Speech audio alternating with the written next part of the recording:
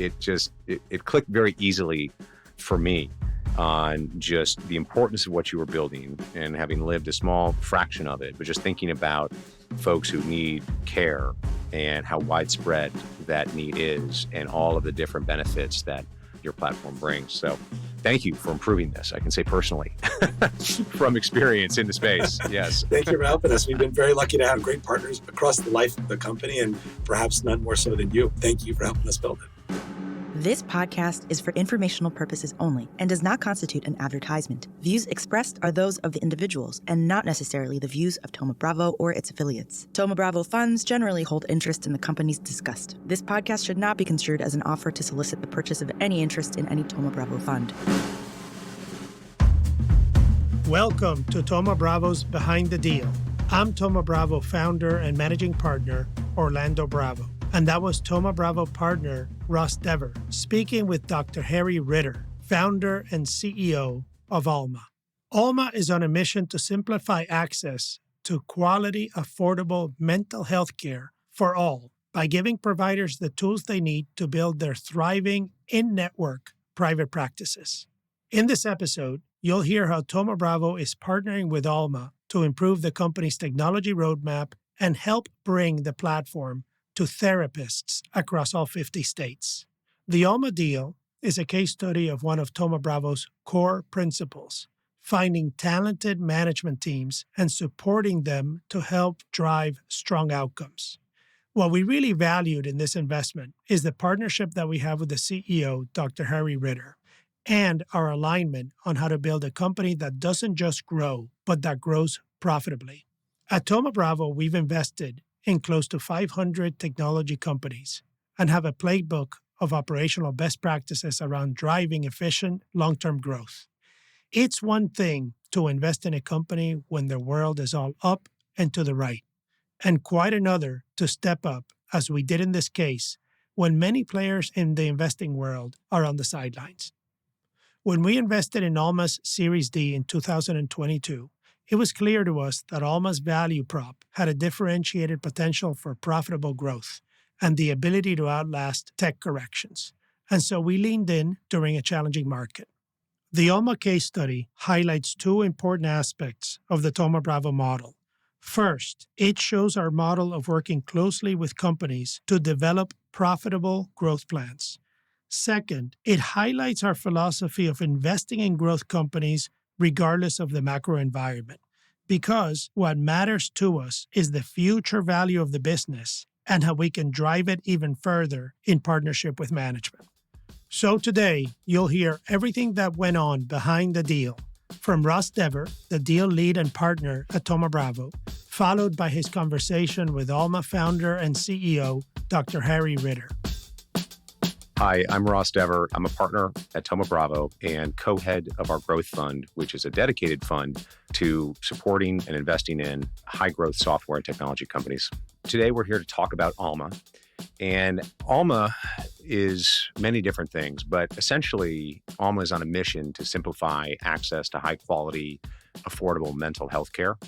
And they do this by giving providers the tools they need to build in-network private practices. And when providers join Alma, they gain access to insurance and billing support, teletherapy, client referrals, and it really is a community of clinicians that come together and support each other through education and training and events. For us at Thoma Bravo, we've been investing in the digital health space for a while, and there are a number of exciting avenues in that sector. And we've invested in a few, but behavioral health, the category of behavioral health was particularly interesting for us because we really saw just an incredible opportunity for increased technology adoption in the category. Looking back on the pandemic did a really good job at highlighting the need for and the benefit of behavioral health.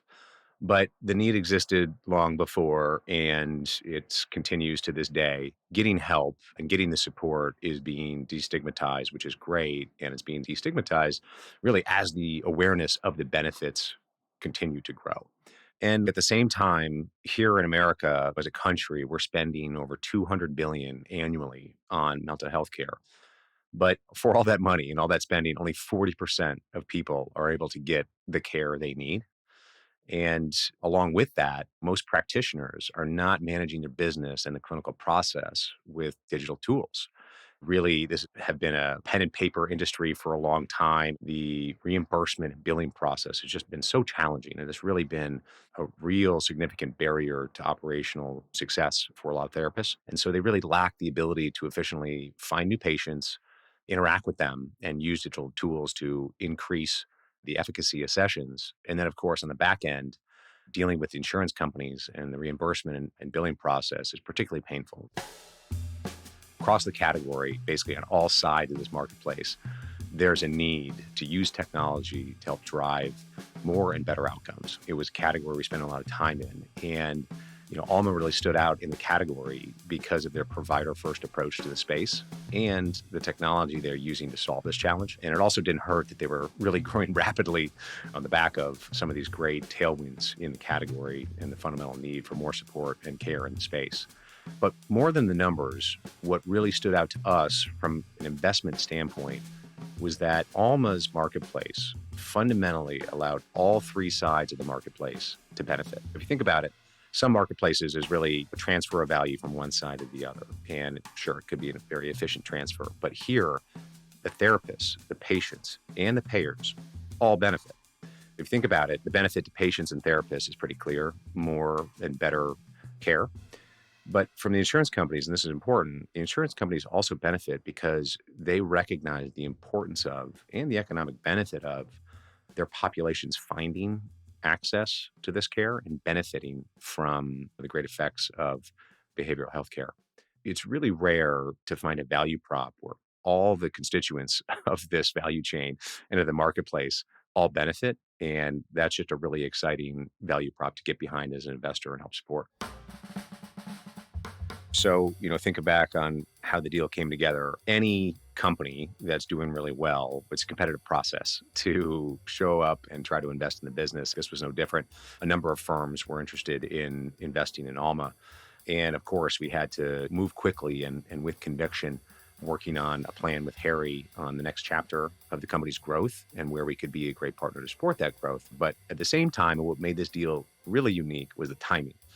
And this was in the summer of 2022, and really right in the teeth of, the fastest interest rate rises in history. And the Fed was really changing the economic paradigm of valuations and really bringing about consequential unraveling of some of the high growth technology market, which continues to this day. Whereas we were working, you're watching days where the stock market is falling by a significant amount and everybody is retreating to the sidelines. For us, though, it was clear that Alma's value prop would be able to grow through and outlast any tech correction. And so that part, I think, was the easier part for us. But what made the deal get over the line for us was really an alignment with Harry around a responsible growth plan going forward and a plan that really highlighted durable, efficient, and responsible growth. And that's exactly the growth plan that we like to invest behind and gave us the confidence to step up and write the check really in the midst of a market meltdown. The deal-making process in growth is fundamentally different than the deal-making process for our buyout funds because we're not investing to control the company. And so you can imagine if you don't own the company, it really highlights the need of working collaboratively. Here, there's not governing docs that say whatever we say goes. And of course, it's not the approach we take in any event, but it particularly is a dynamic in the growth market and the minority investing market where you have to be invited in by management to add value and support these companies. We've invested in over 400 technology companies and through that have built battle-tested operational practices that really help highlight and drive efficient long-term growth. But at the end of the day, you still have to work through the process of building alignment and support with the management team and other shareholders in a way that you don't have to when you're bidding for the entirety of a business. Looking back to some of the conversations with Harry and getting that invitation to say, look, we think you could be a great partner here. we'd like to invite you to make an offer for the business and think about being part of the team. We are always particularly careful with our capital, but certainly, again, wanted to invest behind folks who are thinking about how do I not just grow, but build a long-term profitable growth engine that really leads to significant equity value creation. And we think the best and highest valuations out there for companies. And that alignment existed. And then from Harry's side, it's, well, what are you going to do to help me as a partner? And that speaks to the credibility we have, with the platform and with the history, and invested in so many companies at so many different stages of growth. There's probably not a pain point of a growth story we haven't seen, lived, and helped solve with our portfolio companies before. And so I think that was a big difference compared to more traditional early stage firms or other investors out there, just given kind of the breadth and history that we have working with management teams and helping them grow businesses. Today, Alma is really thriving, and it's great to be able to say that, given what's happened more broadly from a macro standpoint over the last 12 to 18 months. But Alma is doing really well and continues to be the premier platform serving the behavioral healthcare space. And we have reached our goal of extending service across all 50 states. And the scale here is also not just from a product standpoint, but the value in the scale that they are building is really important, because when it comes to driving outcomes improvement at scale, they're really doing it in a way that the category has never seen before. And so it's one thing to help on an individual basis, and it all starts there, but it's a whole different thing to build a platform and, a mousetrap, so to speak, that can deliver impact to outcomes at scale measured in the millions. And that's a really exciting piece here as you think about what is the growth for us. And growth is always exciting, but growth here comes with helping millions and millions of people. And that's just a tremendous story to be a part of and help support. And just given the times that we're in, I think it's also worth mentioning that underneath all of this phenomenal growth, the company has already crossed the path to profitability, and really shows again how Harry and team have just done an amazing job building not just great products and great value prop, but an amazingly strong business underneath it, which we all can be really proud of.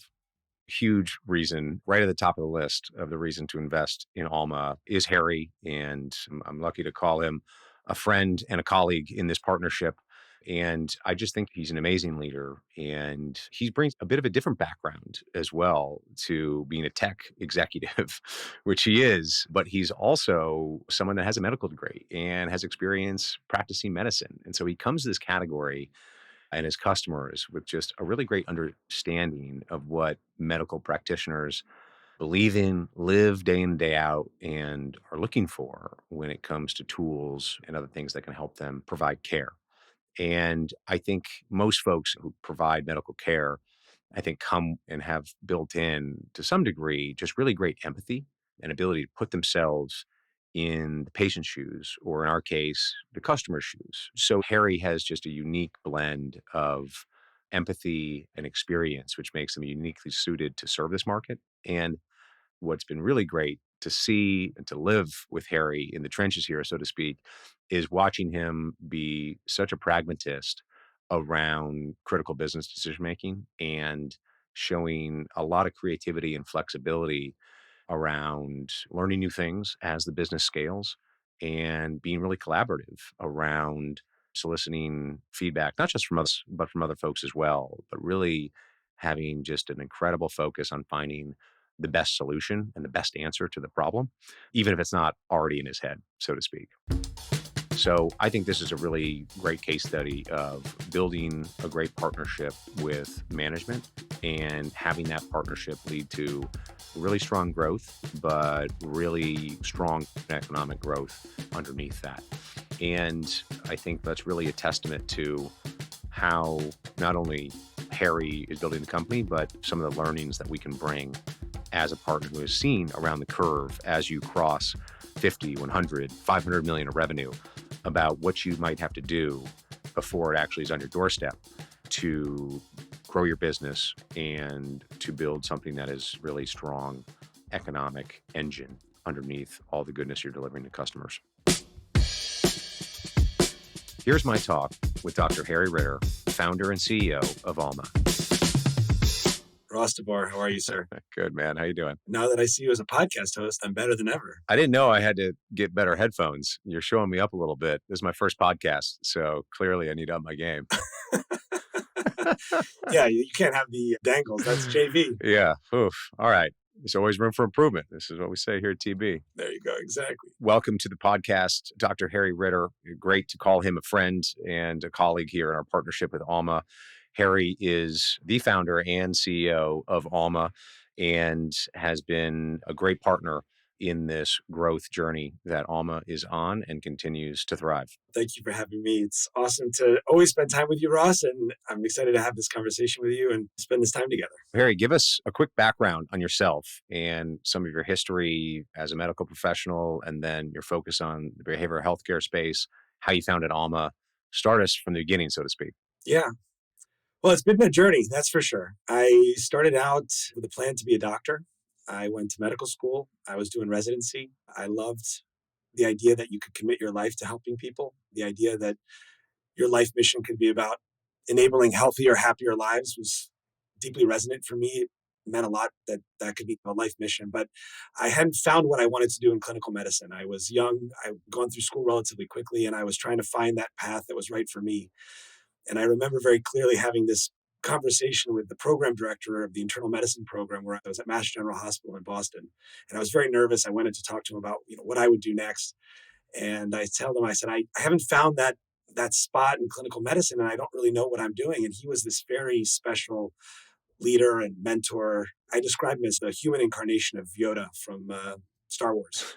And he said, we're in the business of building leaders in healthcare. And it doesn't matter if it's in research, in academics, in clinical medicine, and business, as long as you're committed to leadership in healthcare and advancing the field, you have our blessing to figure out what you want to do. So that was what kind of gave me the courage to leave clinical medicine.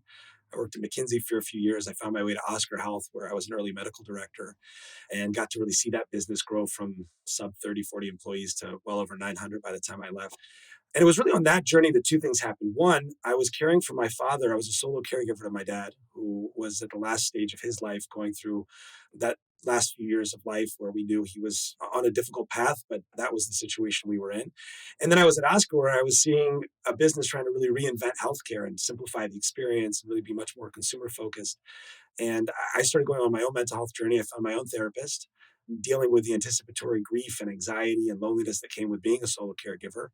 And then at Oscar, I started to see it from the industry side that mental health was this massive need that nobody wanted to talk about. And so when we started to build out some of our care delivery business at Oscar, which I was part of doing, and we started to create resources for folks who needed mental health, those resources were gobbled up faster than anything else. And that really got me thinking and realizing that as a primary care doctor, that's what I'd come out of. You have to start with mental health, mental well-being, psychological health. That's really where primary care started. And there was just this very obvious need to build something in this space that would help people access this care. And so that was really the kind of genesis of my interest in mental health as an industry. And obviously, we can talk more about how we got to Alma as a business model in particular. Sure. So why don't we turn right there, the origin of Alma. Walk us through how you transitioned to starting a business yourself and how you opened thinking about where to start and how to set your company up for growth. Yeah, so it starts back really when I was at Oscar. I had the opportunity there, working with Mario, who was an incredible CEO, was an incredible mentor to me, to start thinking about the future of care delivery. We were a health insurance business. We had customers who needed access to care, and we started to think about how did we really facilitate that. And so I had the opportunity to launch the Oscar Center, which was an integrated primary care and behavioral health clinic, an integrated care model, and our virtual primary care program. And I saw right there that first validated the thesis that there was huge demand. The behavioral health provider that we had in that clinic booked out instantaneously when we opened our doors. The other part that I saw was that the provider landscape was insanely fragmented. Unlike medicine, where I had come out of, where everybody goes and becomes part of one medical group or a big health system, behavioral was totally different. It was mostly solo practitioners. Most of the market was independent, single providers who are some of the most tremendous human beings on the face of this earth, but don't necessarily get the training or have the infrastructure and support to build a business. And so that was the initial problem statement. We thought, this is interesting. This is a really big, amazing thoughtful, caring, compassionate group of providers who lack the support they need to succeed in the modern healthcare system. And so how can we start to do that? And that really was the genesis of the business, was trying to build this provider enablement platform that said, how do we help these clinicians succeed in the modern era? We started doing that work. We built, in our initial iteration, this membership model that offered practice growth, helping them find patients through our directory. We offered practice management software to manage billing, things like that. We also offered in our first iteration space, which is an interesting part of our story, but we were sort of a WeWork for mental health care. So we had 2 beautiful facilities in New York where folks could come and find access to space.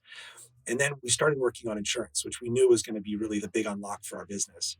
In fact, I remember the day after we opened our doors in Midtown Manhattan, we had a meeting with our first insurance payer and started that process of thinking about how can we empower this community that we're building to become part of the insurance system, which is ultimately the critical unlock to think about real access and affordability over time. And tell me more about the nuance there, which is important, of building in-network care and the importance of working with the insurance providers. I'd love to hear just you expand a little bit on how important that is. Yeah, it's foundational. If you think about the barriers to access, people oftentimes talk about stigma as a critical barrier, and it is. It's unequivocally a major barrier. It's a particularly big barrier in certain communities that have historically been marginalized. And so it is a very important barrier. But the true primary barrier is affordability. The ability to pay for care and to have a system to reimburse for care is really the primary limiting factor for most people. They simply can't afford 150, 200 bucks a week, or even for if it's a short duration of care, that just becomes an astronomical sum of money for most people. And so we knew early on that if we really wanted to create system-wide change, we would really have to figure out a way of partnering with payers. And it's really a partnership model. I think it's very important. Our view at Alma is that the payers are critical partners who really have to be engaged from a place of collaboration, of partnership, of win-win mentality to start to solve some of these systemic issues of access in the system. And that was really exciting to us from the get-go. I think there was always a question of how would we get there? And it took some time for us to get there and get those first contracts and build the program we've built. But that was always very foundational to the mission of simplifying access to affordable care for everybody. And you mentioned this kind of sentiment of win-win, right? And as I think about it, it's not just win-win, it's win-win-win because the patients, the therapist, and the payers all benefit here as I think about it. And importantly, as we think about, well, the money's got to come from somewhere. And you talked about how important it is to find funding for behavioral health care. Why do the payers think about this as a win for them? And what do you do to help them believe in this kind of value prop and support with their economics, this ecosystem and this care? Yeah, it's a great question. First, just as a starting statement, I think when you think about businesses that really have the opportunity to be resilient and industry changing businesses, they have to be value creating, not value destroying. And I think that's a really important, I think, foundational principle, at least that we feel really strongly about at Alma. If you view these transactions or experiences as zero sum, I win, therefore you lose, I think it limits your opportunity to truly transform. You have to find that space where you're actually unlocking value that was hidden beneath the surface beforehand. Payers look at the world, and first of all, they have a mission. They have a responsibility to their customer to ensure that there's adequate access. That's implicit in the reasons that these businesses exist. And I know in interacting with the leaders we work with at these payers that they take that mission very seriously. They want to ensure that the product they're offering the world is achieving the higher aims of access for the services people need to live healthier, better lives. And so there is a real sort of moral and mission imperative to improving access. It's also a business imperative. We know that employers, we know that customers of these insurance plans are expecting that these plans will deliver on that access for the members who use those services. And that's a critical part of their revenue model. They have to make sure that their customers feel that they're delivering on the service promise that they have. And there's now a governmental imperative as well, right? We've seen through the ACA, the Biden administration now reinforcing some of these laws around mental health parity that as a society, as a country, we expect that people should access these services. So there's an access imperative. And what we're saying at Alma is great.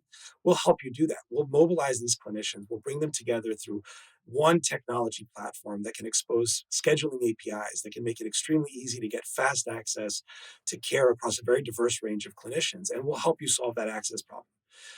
That's part one. I think there's a second part to it, which is around quality and about ensuring that we're actually moving the industry forward. I think payers rightfully want to ensure that what they're paying for has impact. It's delivering on outcomes. It's delivering on results.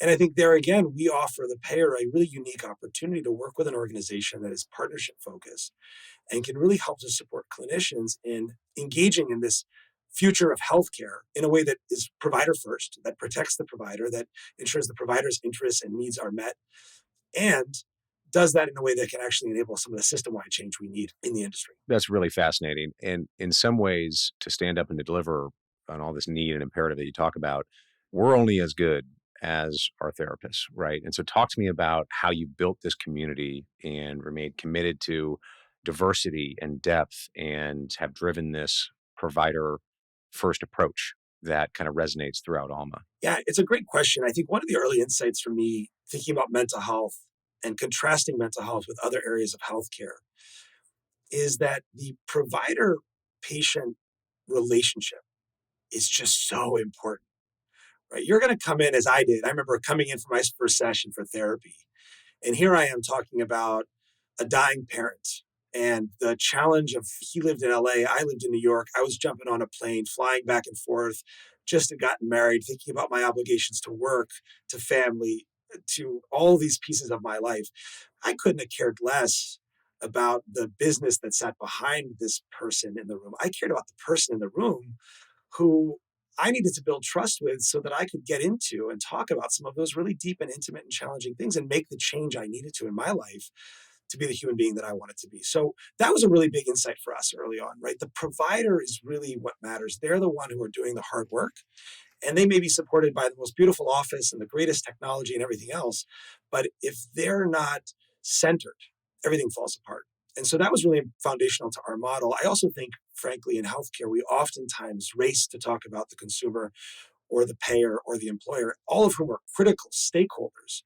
But we oftentimes have a tendency to forget the provider and forget that the provider is ultimately the essential ingredient to making things better. And so that's been our focus at Alma, is really saying, how can we help providers, believing that when providers have the support they need, the system gets better for everybody, 10x more than it would if you start someplace else. That's really helpful. I can only add to the personal background here, thinking through a couple times that I've interacted with therapists. And one that I don't mind talking about is for the therapy before you walk down the aisle to get married. It took us 3 times for my wife and I to find the right therapist. And each time we were calling and leaving voicemails. Are you available? And tell me again about your specialty and your background. And of course, every session was pen and paper, and it was hard to draw the line between the dots on, hey, what were we talking about last time? And what are the themes that we need to revisit here? So I just remember, oh, and by the way, this was in some basement of a Lower East Side single practitioner facility, which,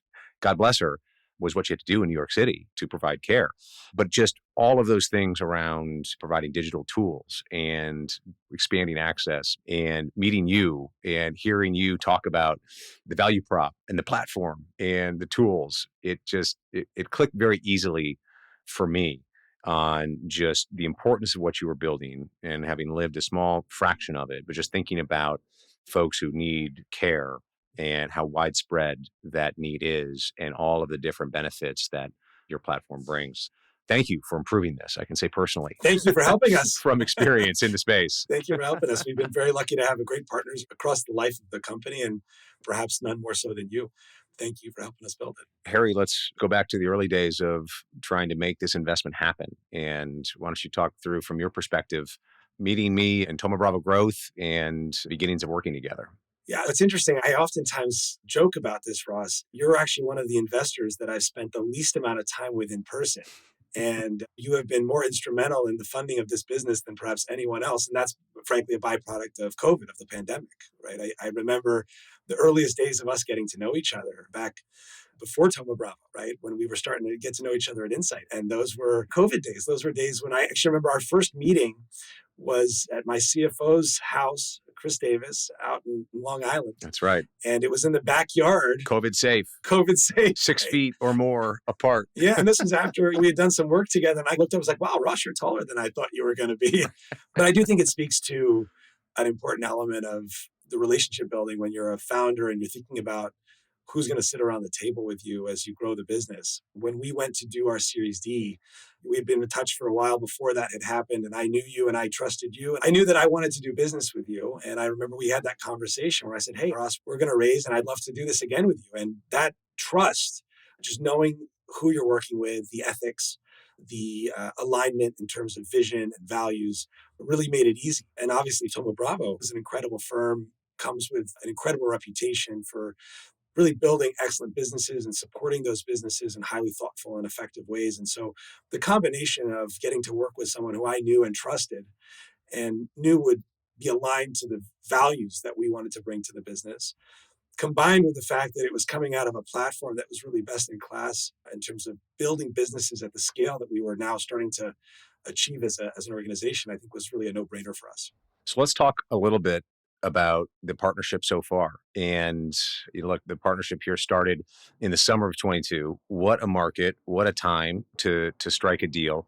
But since then, so much activity and growth and success for the company and for you in particular, but also a new world to operate and to grow a growth company in. And so really interested for how you have thought about working together to grow the business, but also how you've thought about growing the business in this new world we're living in post the inflation and interest rate work that our Fed has done and how young companies have dealt with that. It's definitely been an interesting few years to lead a venture-backed company. It's been definitely a tumultuous set of years.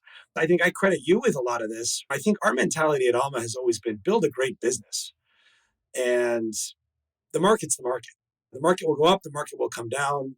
Obviously, there are moments when it matters a lot because you have to raise capital or do a transaction. And so that can be a dispositive moment in time. But the purpose is to build a great business. And that means whether it's 2020 or 2023, finding the appropriate balance between growth, between profitability, never swinging the pendulum too far in any direction just because the market is a certain way, but really staying focused on underlying profitability, unit economics, quality of revenue, quality of experience for your customer. And if you can keep delivering on that, the market will do what the market will do, but you're going to build something that's really special and fundamentally rewarding for yourself, for your stakeholders, for your shareholders over time. So I think that's been our mentality. I think I credit you with that in large part. You've helped us stay focused on that. We were very fortunate to be able to do that investment with you. I think it helped us enter this period with the ability to really stay focused. We've been very fortunate because our industry where we are, we've been able to really execute on plan and continue to meet goal and exceed goal month over month, quarter over quarter. And I think that's been incredibly helpful to be able to know we have the balance sheet to do that and to do that effectively and deliver for our customer. And I think what we're doing now, and again, I think this is part of the value of Thoma Bravo, is just thinking about what does it mean to be a mature business at this level of scale? How do we make sure that we are continuing to up-level the experience for our providers? We're continuing to up-level the quality of the product. And we're doing that while building the underlying foundations of just a fantastic business when it comes to how we build teams, build culture, think about our financial health and build towards that long-term profitability and sustainability of the enterprise. So I think that's been really the approach is stay focused on the core of just building a great business. I give you a lot of credit because like you said, this has been such a volatile time and to run a startup has been no easy feat in any times, but particularly one where the world's changing so fast. And your embrace of we can do both. We can be entirely customer and provider focused and think about all of the things that we need to do to expand our value prop and to just expand the reach of the business while never losing sight of what are the underlying metrics and numbers that we all believe speak a language of business strength and remaining just a preeminent unit economic business while growing so fast, while also building great products and delivering to so many patients out there in need. It's just really been an exceptional story to be part of in our small way here. And I think has really just been really rewarding for me to work with somebody who, like us, wants to do both. and that's really the hallmark here for us in Thoma Bravo Growth, and Alma embodies that in so many ways. I appreciate you saying that. It's interesting to me. People oftentimes will ask this question about how do you think about profitability, growth, these various factors. And my comment is always that when you're building a business that is growing at the velocity that we are and trying to accomplish what we hope to accomplish as our ambition, you're driving a race car. And so what that means is small adjustments to the steering wheel can have a pretty big impact. And I found that a lot of what we've done, and I think about Ross conversations you and I have had month over month, quarter over quarter, year over year, thinking about budgets and plans, is really those calibrations, right? Where you're not swinging the pendulum, because if you do, you can really drive that car right off the racetrack. You're trying to find that balance. It's one of the hardest parts, I think, frankly, of running a growth stage business is trying to find that balance. But when you have good alignment around the table and helpful advisors like all of you to help us with that, it makes a big difference. It's great to hear. Why don't we turn to the future and give you the chance to talk about what has you excited about how the platform is growing, how Alma is growing, and how you will expand your value prop and services in the future? I think it ultimately roots back down to the mission. Our mission as an organization is simple access to affordable quality healthcare for everyone. And I think that's really where we want to keep our ship pointed and focused over the course of the next few years. I think we've done incredible work in the last few years to dramatically expand access. We've been able to build a really robust community of providers available in all 50 states that are offering in-network services across a whole host of insurance plans. And that's incredible and exciting. There's work for us to be done, I think, in three main areas. One, continuing that access story. There are still far too many Americans today who are unable to find care that works for them because either it's not covered by their insurance plan, or the kind of provider they need is not available to them, or the cost of that care is out of reach. And so that remains, I think, a very big focus for us as an organization is how do we work with our payer partners, new and existing, to continue to expand the aperture of access for folks who need it. A second big focus for us is on quality. We are really at a foundational change moment in mental health care where providers who historically were these islands, totally disconnected from one another, are now coming together and getting to access technology and support services that can really take us to the next level when we think about the role mental health ought to play in healthcare and health and wellness overall. And so we view it as our responsibility to really work with our providers and advocate for our providers in that journey and in ensuring that we are really bringing mental health out from the fringes to a seat at the table as we think about the future of quality.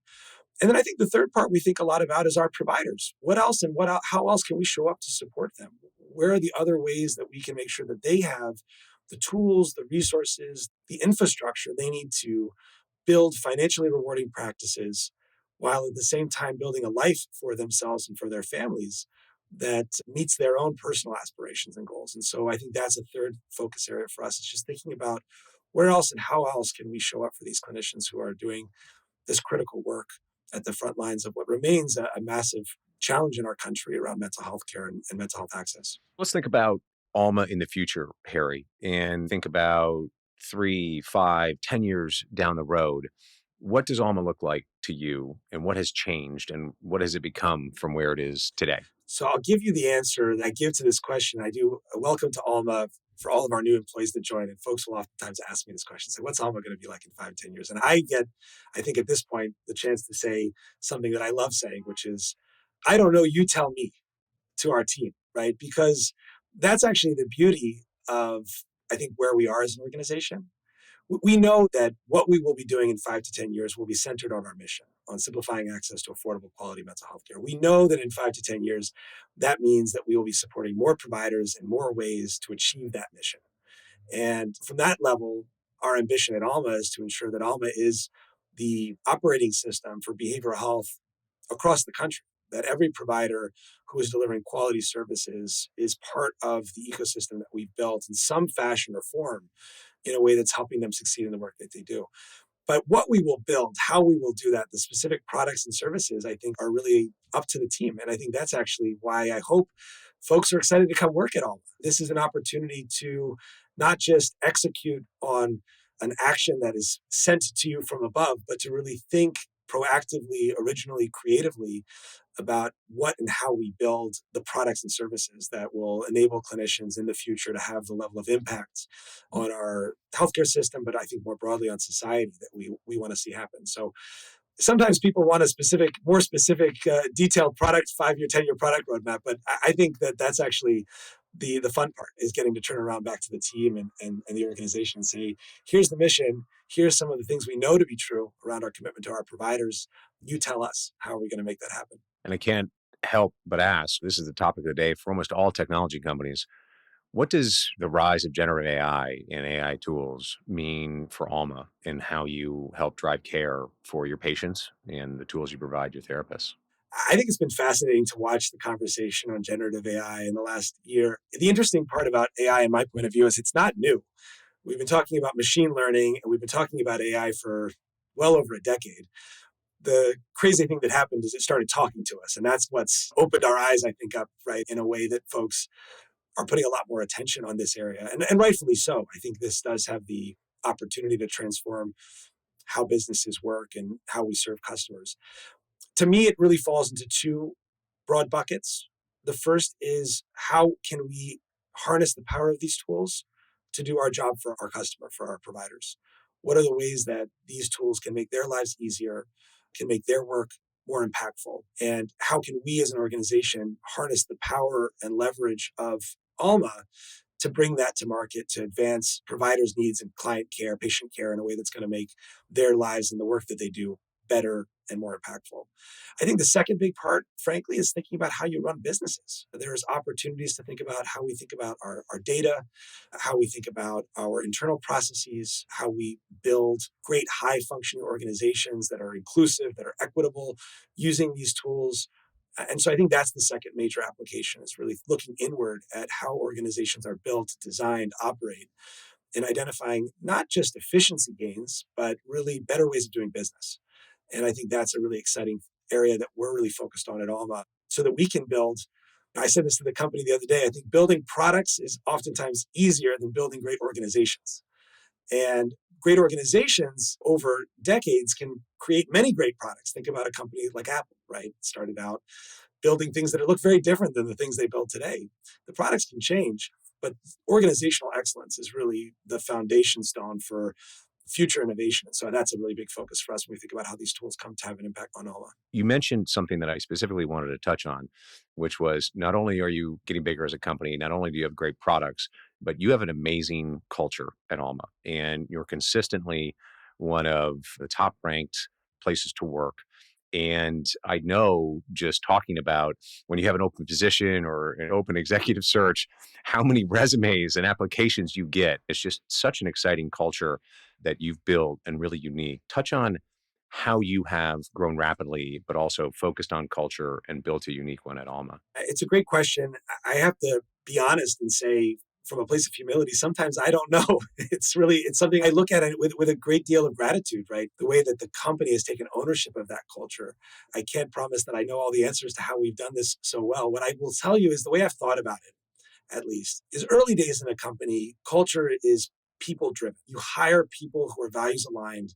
You don't necessarily have a checklist of what those values are, but there's kindred values that come together. And there are certain key ambassadors of those values. So if I look at our leadership team today and I point to the different members of our leadership group, those are the people who have been those champions and have really held on to those culture norms that have helped us in the early years. But then there comes this moment when you have to flip the switch and acknowledge that people can't scale. You have to scale to something else. And that's really when what we've tried to focus on as Alma is a flip from people to a values-driven culture. And what we've tried to do there is really be very intentional about articulating our values and then living those values. As an example, in our interview process, when you join Alma, every candidate, regardless of role, goes through a values interview. And we have a values ambassador program where we train employees to conduct these interviews. The worst thing you can do is look at culture fit, right? Because that can ultimately and oftentimes be, frankly, a way of actually creating a not inclusive or not diverse culture. So if you really focus on values, that I think has been really critical to us. And I think having a strong values culture and then just making sure that you're holding yourself at the leadership level accountable, because ultimately setting the right example, I think, is critical. And hopefully we've done a good job of that at Alma. Yeah. And look, as much as you might not want to admit it, I think culture starts at the top. And your embrace of those values and the values first approach to building teams, building company culture, I think continues to be just super, super impressive. I know it's no easy feat. And so continue to be awed by the company that Alma is and that you continue to build, and very appreciative of our friendship and the ability to be on this journey with you. I want to thank Dr. Harry Ritter for coming on Behind the Deal and being part of this. This was fun. Thank you for having me. This was fantastic. Always awesome to get time with you, Ross. And we'll echo what I said earlier, which is it takes a village, and you have been one of our most important villagers. So thank you for being part of this journey with us. It was really fun to have Harry Ritter from Alma on this episode of Behind the Deal. And a big thanks to him for coming on and giving us such a great conversation. If you want to learn more about Alma, visit helloalma.com. And if you like this episode, tune in to our new miniseries, Beyond the Deal. That video episode will have bonus content from me and Harry today that we didn't have time to share with you. You'll find it on this feed soon, with full video of the interview available on YouTube now. For more stories that go behind the deal, check out all of our episodes wherever you get your podcasts, and subscribe to Behind the Deal for all of our newest episodes. I'm Ross Devor. Thanks for joining us. Thoma Bravo's Behind the Deal is produced by Thoma Bravo in partnership with Pod People. Stay tuned for more stories behind the deal. I'm Orlando Bravo. Thanks for listening.